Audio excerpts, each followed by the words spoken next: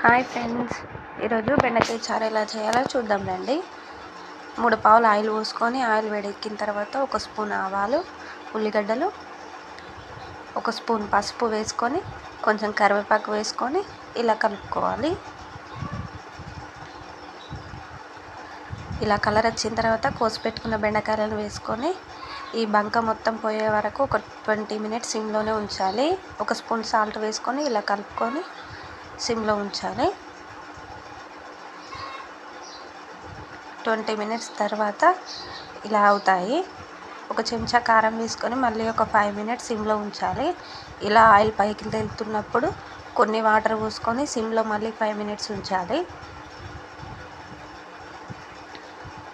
ఇలా ఉంచిన తర్వాత చింతపండును వేసుకోవాలి. చింతపండు రసం ఇలా పిండి వేసుకొని ఒక 5 మినిట్స్ మగ్గిన తర్వాత దించేయడమే.